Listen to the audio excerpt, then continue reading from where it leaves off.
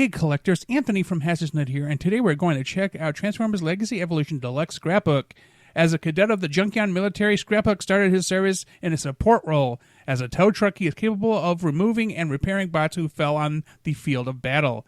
As like with other Junkion cadets, Scraphook can swap parts as needed.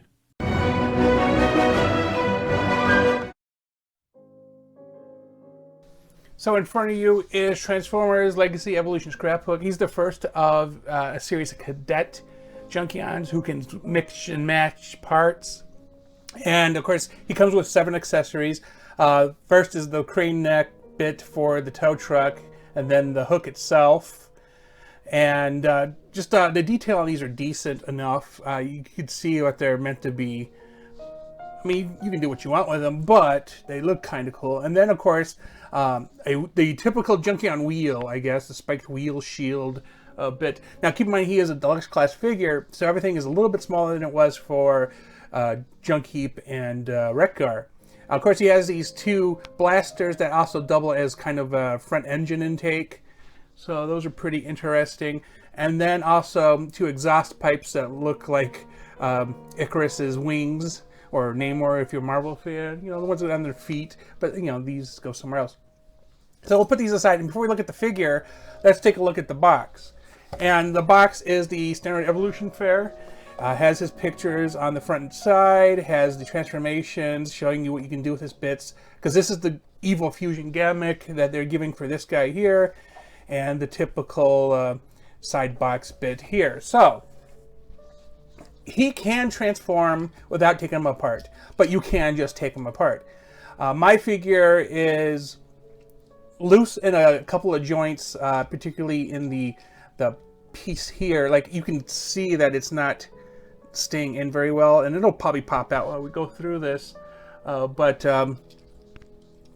mean, for what it is, it's fine. I have similar issues with the modulators and fossilizers, because when they're meant to be taken apart, they obviously can't make these joints like permanently adhere to each other.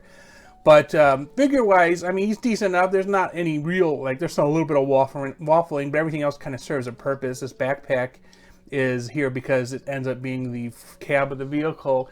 But otherwise, I mean, generally pretty good. Look at that face. Yeah. Okay, so transformation. I don't know. No, I'm just kidding.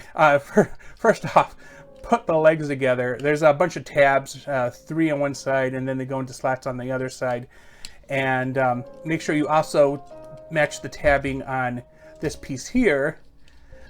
Otherwise, things are going to be more difficult for you. But you can just tab it all together. And you're going to turn the waist 180 degrees, which is a common thing that happens with these figures now. Kind of leave this just like this for right now. Because we have to do other things. And we're going to open up this panel here. We're going to pull the shoulder. Well, I didn't mean to do that. The shoulders are actually on a hinge. And if you can pull them out, they'll come out of a peg that is actually inside of this neck piece here, which allows us to do this. But when we fold it over, you'll see that this head's now out of the way. So once we've done that, we can flip the torso bit down, and there is a slot here and a little bit to connect into. Just make sure the arms are not in the way when you do this, and fold it over, and it'll snap into place as long as everything is lined up properly.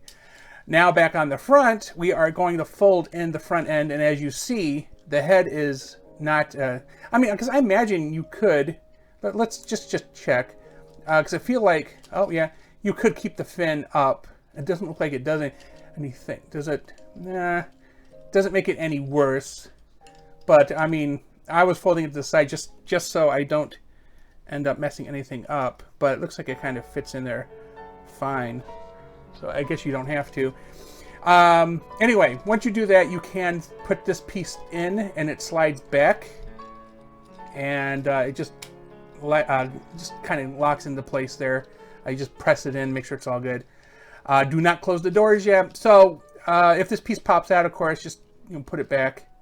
So what we're going to do is pop this back in, and the arms do something interesting. They have to fold in, and turn the arms so what happens is this piece is to the side, and I'm not a fan of this, but you gotta see if I can do it without them popping off. Fold these pieces in, and you kind of have to fill in the gap, but at the same time you also have to fold these in.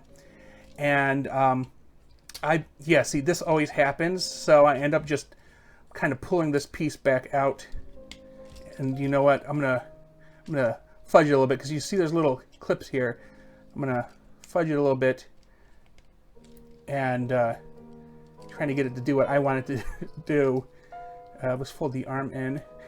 Speaking of, the arm has a little tab that goes into the slot here, and you want to match it on the other side. I cannot, this is really a tight fit, and I cannot seem to do it otherwise, so yeah, I'm just gonna fudge it to get it to work. And there we go. I'm not a huge fan of that, and